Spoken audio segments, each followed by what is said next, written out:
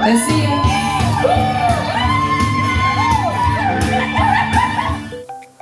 Welcome ladies and gents to Splashpoint Photo, my studio here in North Wales. Not many people know there's an editorial studio in North Wales, but there is, so if you want to check that out at some point, do. But what I want to talk to you about is my 360 booth, aka the 360 booth North Wales. So my mission here basically is just to let you know what we do differently, what you get when you book me, and yeah, just the little nuances and quirks and my thoughts on what makes 360 booth good and our one different from everyone else basically. Two of the most frequently asked questions that I get I cannot answer in this video. That is obviously, can you do this date? Can you do this time? Can you do this place? You have to message me for that one. Price, I'm going to leave a link down below or somewhere where this video is shown, and you will see the prices listed because they are obviously going to change year on year, and I can't promise that this video will be updated year on year. And I plan on maybe bringing other ideas to my 360 booth that people might enjoy. One of them being like a photo wall. As a photography background, I could bring a photo wall potentially if I can fit it in and light it, and I can do prints on site via a Instax printer. That's one idea. I'm not promising it yet because I've just bought a new car, so my budget is kind of for investing in the business. But let me know if you fancy that idea, because it's something I would like to introduce potentially down the line if enough people have interest in it. So yeah. So what do we do differently? First and foremost, I'm going to tell you that we use your mobile phone. I do not have a camera set up on the rig, and the reason I do this is because, number one, people get a bit enthusiastic with alcohol, and if they're swinging props, it is possible to hit the camera, break the camera. Number two, that means I am solely reliable for the delivery of your videos. I have to host them, store them, and everything else, and memory cards will corrupt. They do corrupt, and eventually I'm going to lose a whole gig. So why I use your phone is simple really, because that means anybody at your event, your party, if it's a public event, because I can do public events, I can do festivals. If it's a public event or a festival, then you don't need to know organisers, you don't need to know Jim from all the way the other side of the campsite. You can just come along, stick your phone on with your mates, share it between your mates, Bluetooth it, Instagram, TikTok, that kind of thing, and it's your video to edit the way you want. If you find it cringe, you don't have to put it online, or the people don't have to see it. So the reason I use your phone is because it just makes life easier, and it makes what I can give you cheaper. Also on that note, realistically, everybody has some mega processing power in their pocket these days.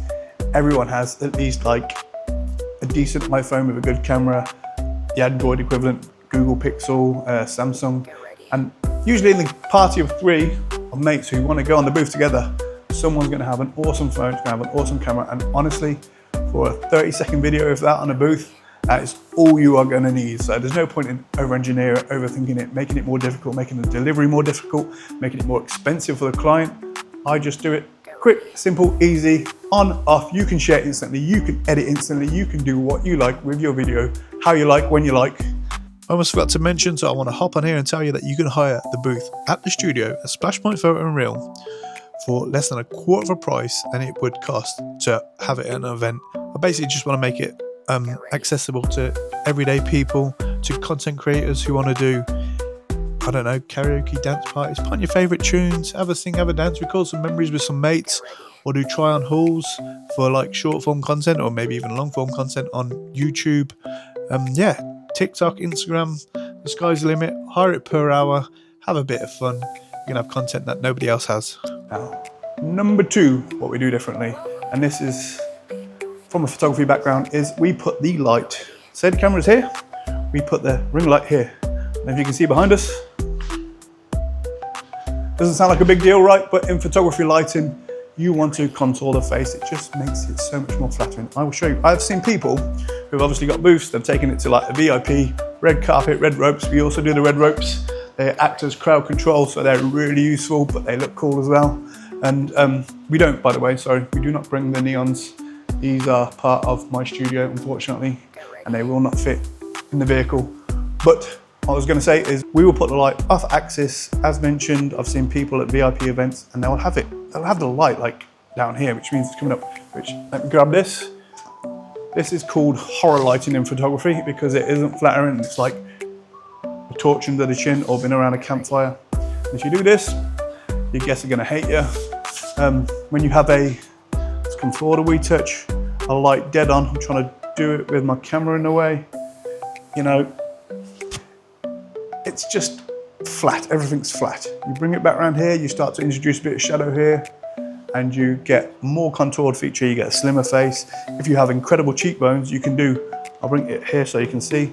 You can put it directly above but at an angle, and it's gonna create what is known as paramount lighting, butterfly shadow under your nose.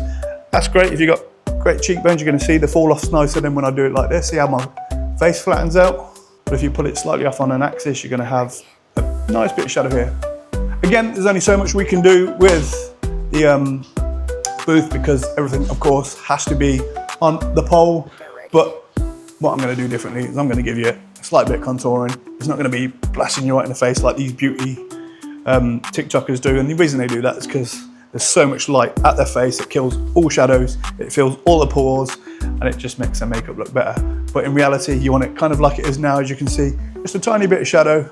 But there are the limitations of the booth, so you have to understand that. But I am still going to do it probably better than your average 360 booth operator, because at least I have the knowledge that it needs to be off axis. And that is the second thing we do differently. So when you book the booth, as mentioned, you do get me. I will be there. I will control the booth throughout the whole of the night. I will be, you know, it's controlled via an app these days, such as technology. And yeah, you haven't got to worry about the running of the booth. I will be there. You are not only paying for the booth, you're paying for my time. And we still do it pretty damn cheap, so.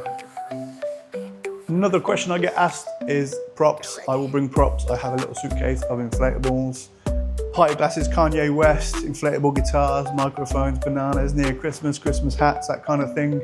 You can use them on a dance floor, but do try and bring them back. I appreciate that. There are going to be casualties of war and I'm going to lose them, but again, if I don't lose too many props at all the gigs I do, then I don't have to put prices to keep buying said props in. So please take them on the dance floor, please have fun with them. Please try and leave enough so if anyone else is coming onto the booth that is on a dance floor, they've got something to play with, but bring them back at the end of the night so I can take them home and use them for the next guys. Depending on how I edit this video, I may have already mentioned the red velvet ropes. We bring them basically for crowd control because it is very easy to step in the way of the light, and you really don't want to be doing that.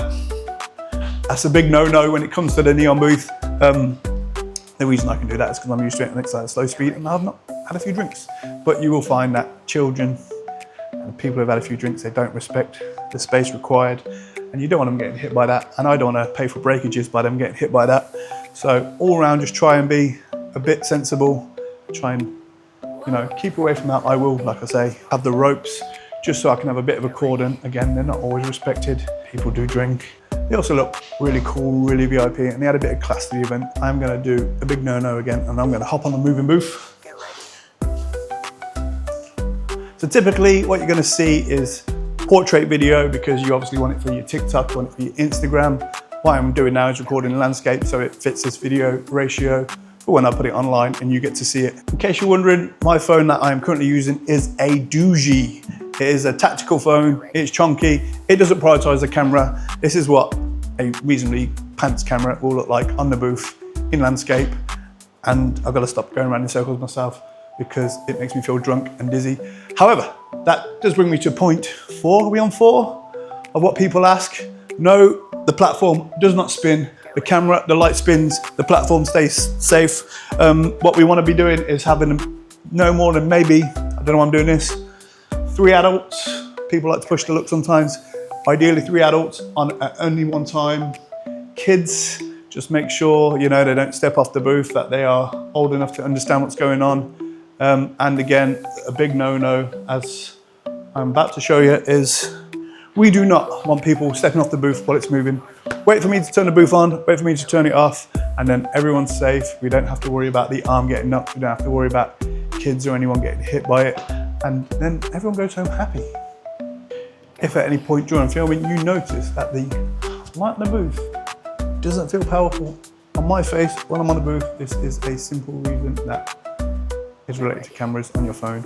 basically because I have so much neon and so much color and so much light off of the booth, it is compensating for that, and it's trying to bring all those exposures down automatically, trying to be clever, trying to read the scene. And yeah, in doing so, it kind of brings the key light down, the light that's on the face, and it makes everything duller because that can only go so high and it may not be able to compete with that. As you can imagine, at an event, in a dark, dingy room, that is probably going to be the brightest thing there, unless sometimes we get to go on stage and we've got stage lights, they look really cool. But yeah, 9 times out of 10, if not more, that key light is going to be pretty powerful. You're going to see your guests beautifully. It's going to look cool. Just a secret for us photographers out there. When someone tells you that their camera phone is better than a manual camera and it does everything they need to do, that's a pretty good reason why it isn't, because know-how and good equipment will trump a camera phone every day of the week. Often at gigs, I will bring this sign. Just so if you want to share the images with me, there's a QR code there. There's a few basic rules for people who want to read it. Basically, as I said earlier, the more you respect the gear, the longer it lasts, the more I can justify charging a decent price compared to most 360 booth owners. I will have a suitcase full of inflatables, props, often more than that, especially around Christmas hats, you know what, that kind of stuff. As mentioned before, unfortunately, the neons are very much a studio fixture, but part of the deal is we do bring our ropes. And of course, our awesome custom mat, just in case you forget what we're all about. What I can do, and you may see from some BTS, if I've played it already, I might put it at the end, I do not know, is we will put some flowers up around the ring light, and then we will put like small roses around the base, and it just makes it all a bit fancier for weddings, which along with the red ropes look beautiful. Okay, one last thing which I think is kind of important to know is the booth itself is powered by wall, so I will need a socket somewhere in the venue. I've got a pretty hell long lead, and of course there's extension leads, but I'm going to need a wall socket that I can power the booth with. What we can't do, however, is run forever, and that's because those batteries on the ring light only last about 3 hours. Typically an evening event is going to be what, a 7 till 11. But if it's like a big festival type event that lasts all day, I can run a second set of batteries, and I can conserve the ring light in between people going on it, because normally with events like that, it's not a constant rotation. Even at events of an evening, people will sit down for food probably. They'll probably take an hour or two to get a few drinks before they're willing to get up and have a dance. So you can regulate it, but for the sake of offering a time limit, because obviously it's my time too, I am there physically working, labouring as it were, looking after the booth. I typically say 3 to 4 hours is about what we do as a booth, but if you want to ask me about running longer, please do inquire, and